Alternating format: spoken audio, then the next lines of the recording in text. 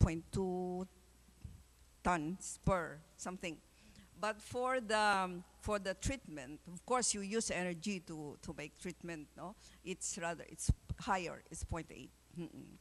And then there was also a study that for a centralized water system, just like what we have now, um, the the greenhouse gas emission is 7,100 tons. I have your data. 7,000 gigatons per household. But for rainwater, it's only 4,000. No, it's 2,000 for rainwater. Compare that to the use of car, which we always use when we compare our footprints, no, for carbon footprints. And for the car running for 15 miles, for the year, the greenhouse gas emission is 4,000. So we can really help a lot if we have rainwater harvesting in our houses. And the operation of the centralized system can help produce processed water for drinking and for other domestic use. But for gardening, for washing, for cleaning, we can use rainwater.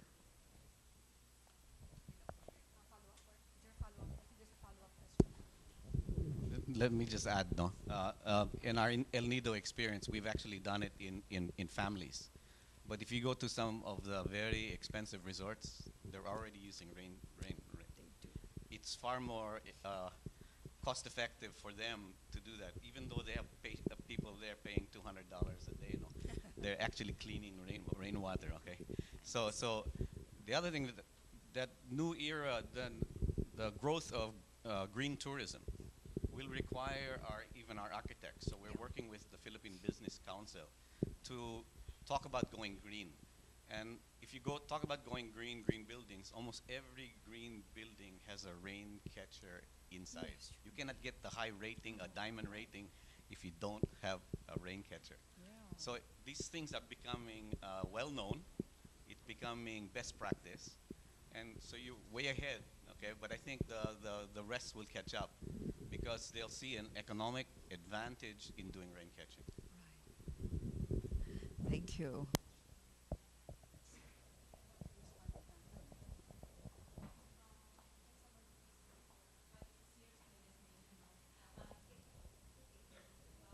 I just wonder if there is anyone here from Negros.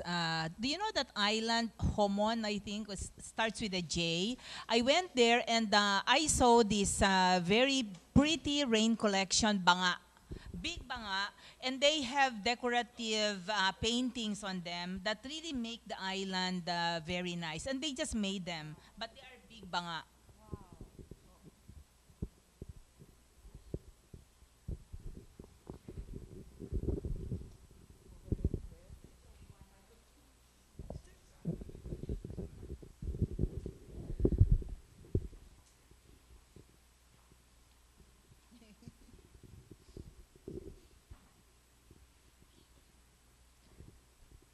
Hi, good afternoon. I'm Nicole. I'm from the Ateneo School of Medicine and Public Health. So my question is more on mobilizing communities for sustainable development. So what we're being taught in school right now is that we are going to be initiators of change in the future. And I believe that one of the goals of the Ateneo School of Medicine is to produce sustainable health development programs in the future for the communities of the Philippines.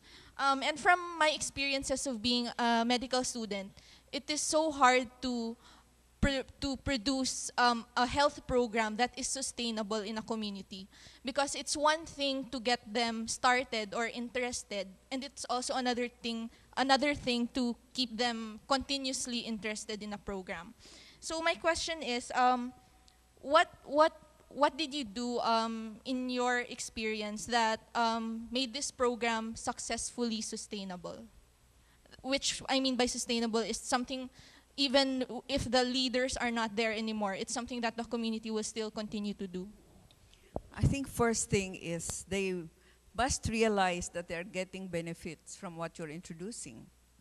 Because if they have that benefit, they can experience that benefit, then they would continue. They would want more of your product, whatever it is. I think that's the secret, no? If I may just ask a follow-up question from the question. So I've been wanting to ask this because we've talked about how the adoption of this technology could probably be cost-effective for businesses, for households. But yes, what's in it for, because I'm with the IBOP project, and really from the very beginning, my concern is on poverty alleviation. That is also the theme of one of the objectives of the Ateneo, this particular event. No? So, with your work, how would this be? What's in it for an ordinary poor family? How much would this cost us, and what is really the benefit of this technology to us, so that we could probably not only adopt it but really use it for a long-term basis? Uh, Water is one product of the ecosystem. And one service of the ecosystem is water, and we cannot live without water. So a poor family without enough water for its sanitation need will encounter problems, health problems. And I think there was a study saying that because of the inavailability of water, in the Philippines, 3.3 billion a year is the loss due to waterborne diseases. 17 billion a year losses due to fishery degradation. And 47 billion a year for losses from opportunity lost in tourism industry. So with lost money from this, this money could have helped more poor people.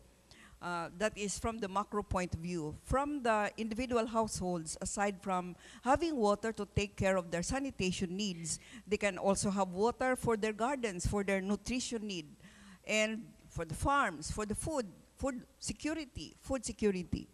That's why it's not enough just to teach technology, but how will this be used, no? The impact of the technology on their daily lives, that should be clear. And that should be experienced and felt.